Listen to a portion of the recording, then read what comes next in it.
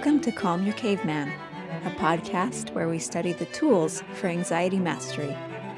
I'm your host, Dr. Adriana Jarvis Twitchell, a specialist in anxiety mastery strategies.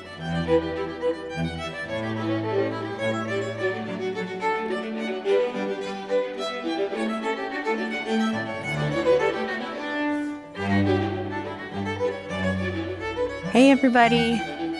There is an idea that kind of circulates in popular culture, and that is that it's not really possible to have a long-term romantic relationship that is satisfying. You've heard people talk about the 7-year itch, which is that after 7 years, or maybe even before, at that point in the relationship, you're bored with the person. You feel an urge to look elsewhere. You have learned all there is to learn about that person. They're not exciting anymore, and you're done. But there is a survey, a global survey, that has some really important bearing on this perspective that we have in popular culture. So this survey is done by the Gallup organization, where they, ever since 2005, they have been surveying people. And at this point, they have surveyed more than 130,000 people from all over the world in more than 130 nations. So it's a gargantuan survey. And they survey different factors that contribute to well-being, both physical and political and emotional. And they're trying to basically get a finger on the pulse of the emotional well-being of people around the globe. And so they track things like positive emotions that you had yesterday, negative emotions that you had yesterday, things like that. There are other researchers that have gone through and analyzed this data from the Gallup organization to find that there are two important factors that are the most important in influencing how much enjoyment a person will experience on a given day.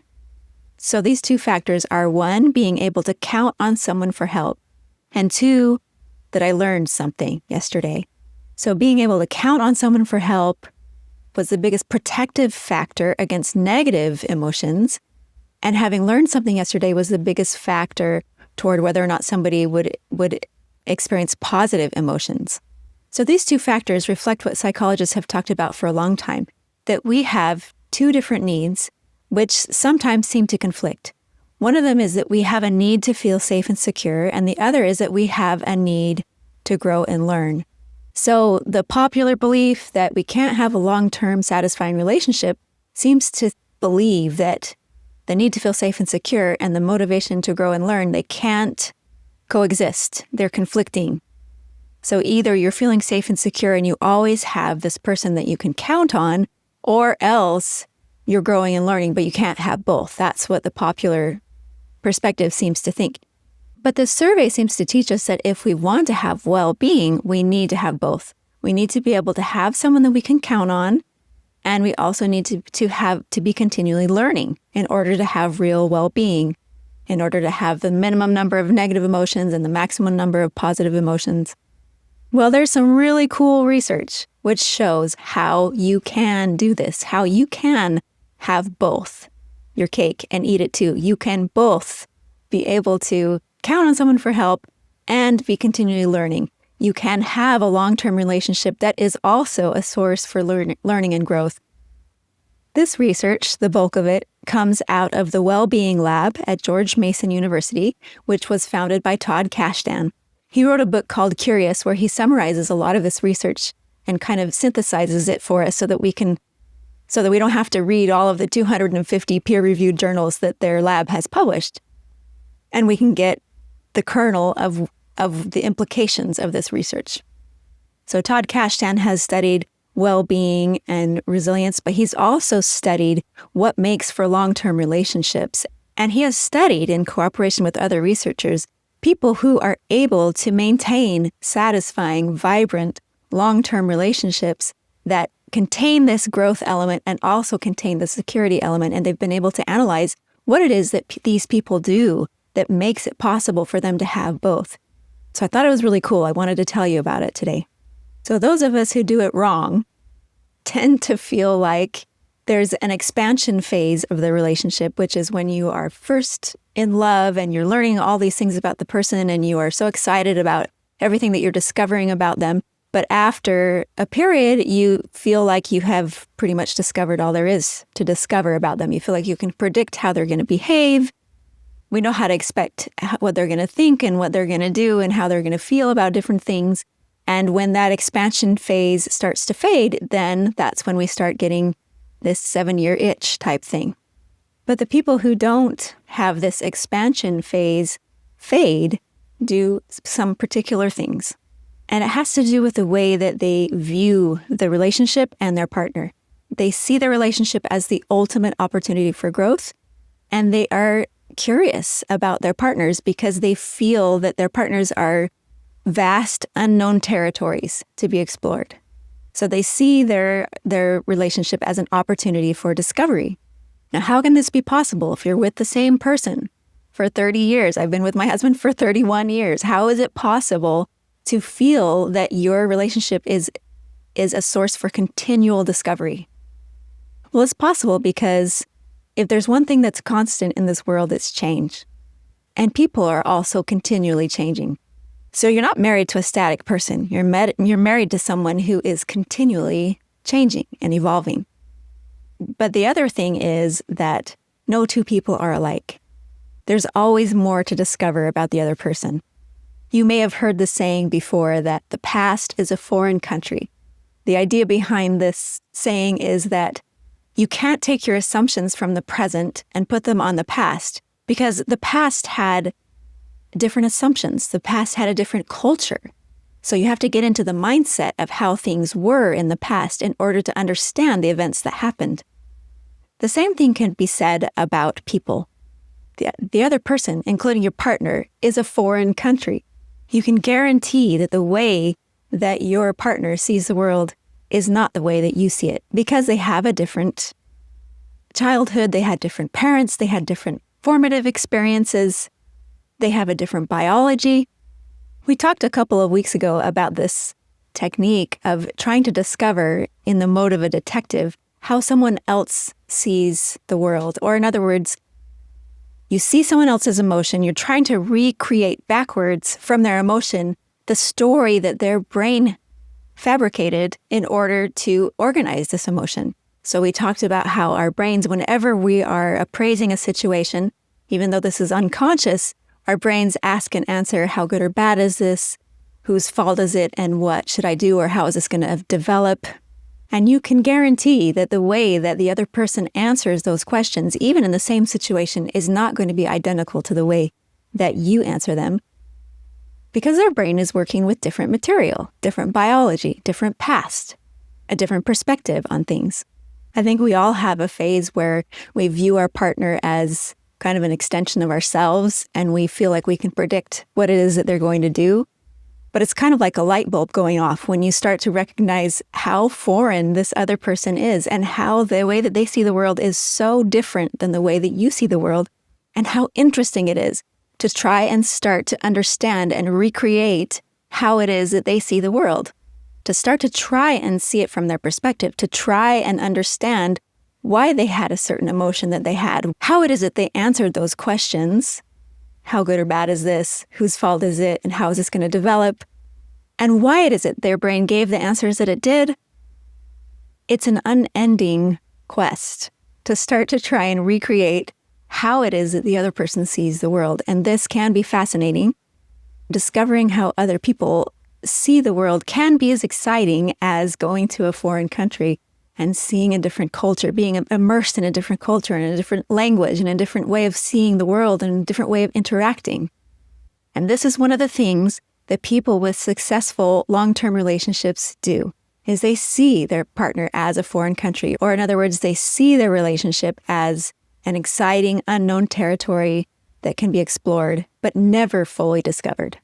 There's another thing that people with successful long-term relationships do that help them to have the security that they need, but also to continually grow. And this second thing that they do is that they explore new things together. So doing exciting, new, challenging things as a couple. When you have these challenging growth experiences together, discovery experiences together, you associate that back on the relationship and it becomes reflected on the other person so that you feel that the other person is a source of growth and also security. So this can be done with going to new countries or just new cities, exploring new places together, doing challenging new activities together, go backpacking, go hiking, doing projects together that challenge you both. My husband and I are both musicians and we're in a quartet together. A lot of people don't like to work together as a couple, but for us, it has given us challenges that we both have to work on. It requires us to travel together, to concertize, to learn new repertoire together, to create these programs in all of these different situations and different challenges together. But if you feel like things are getting a little flat in your relationship, consider traveling together to somewhere new that you've never been before, or doing something that you have never done before together. This is something that people with these successful long-term relationships do together to be able to have that element of growth in their relationship of safety. And one third thing that people do that have these successful long-term relationships is that they add variables to their relationship. So it's true that people's behavior changes depending on who they're with. And you probably have noticed this in yourself. For example, I act differently around certain people than I do around others. I act one way around one sibling and a different way around another sibling and a different way around my parents and a different way around my friends and a different way around my husband. Different people bring out different parts of our personalities. Around some people, I'm rather quiet and deferential. Around other people, I'm more assertive and I have lots of ideas. Other people bring out sort of more of my goofy side. And so you can guarantee that in your relationship, the way that your spouse interacts with you is different than the way that your spouse interacts with other people. And so another way to discover more about your spouse is to bring more people into the relationship. And one way that you can do this is by having kids. Of course, this introduces all kinds of complicated variables into the relationship in which you get to see the way your spouse interacts with your children in all different phases of their growth and all the different problems that come up. But it allows you to see a lot more different sides of who they are and their personality. But also this can be done with the two of you interacting with other friends. And you get to see how your spouse interacts with these other people and see different sides of their personality that gets brought out when they're around other people. So I just thought it was really important to bring up what this global survey has shown, that all over the world, it doesn't matter what culture you're in, what country you live in, the things that most predict your emotional well-being are having someone to count on and learning and growing every day. So if you want to have well-being, you need to find a way to have those two things in your relationships. Of course, this can be expanded to more than just our romantic relationships. This can be applied to the way that you relate to your parents, to your siblings, to your children, to your friends, to your neighbors. So these three things can really help you when you're thinking about investing in long-term, solid relationships. And that is to remember that other people are vast, unexplored territories, that there's always something to discover there, that other people are a foreign country. And the second is that if you want to infuse excitement into your relationship and growth into your relationship, then do new, exciting, challenging things together.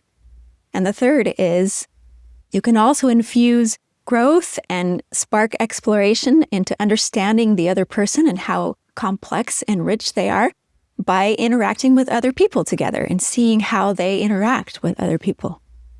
But it's really cool that research has been done that shows that it is possible to not be derailed by the 7-year itch, but instead be able to have a relationship that endures beyond that. But if it's going to endure, it needs to contain both of these elements, both the element of safety and security and the element of growth and learning. That these two things make it possible for us to feel excited and feel well-being within our relationships. So that's what I have for you today. Thanks for listening. Stay tuned now for our kindness narrative, and don't forget to send in yours.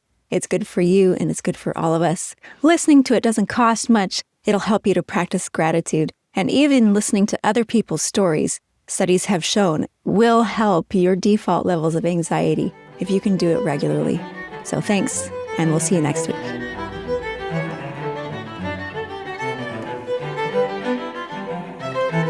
Today's kindness narrative was shared with me by a listener by email, so I'm going to read it to you. When my husband and I moved back to the U.S. after living for years overseas, we bought a house whose owners had stopped mowing the lawn months ago. The grass was waist high. We couldn't do anything about it because our belongings had not yet arrived in our shipping container with all of our furniture. One day when I was outside the house, a neighbor walked by, greeted me, introduced himself, and offered to cut our lawn. I thanked him, but told him that our belongings were coming soon and I would be able to cut it as soon as they got here. When our shipping container finally arrived, I got out our weed whacker and started to cut the lawn, but soon the weed whacker died because the battery was low.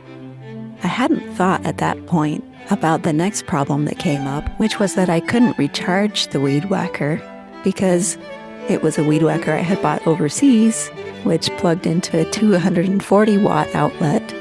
And now that I was in the US, I had only 110-watt outlets. I went over to the neighbor's house, knocked on the door, and asked him if I could borrow his weed whacker to cut our lawn. Instead, he looked at me and said, "Why don't you just let me cut it, because it's a really big industrial weed whacker and I think it would be pretty heavy for you." He came over and spent about 2 hours cutting our lawn. After he was done, I asked him how we could repay him. He said, "You can repay us by coming over to dinner." I am very grateful for this man and his family who went out of their way to make us feel ultra welcome in our new neighborhood and situation.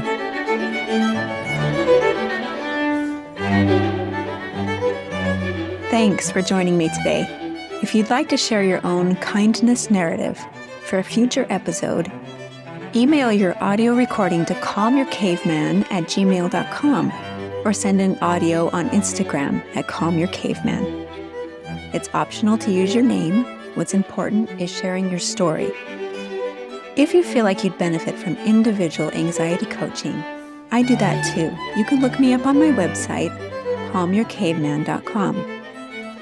If you'd like to support this podcast, you can do that by subscribing to Calm Your Caveman on YouTube and also on your favorite podcast platform.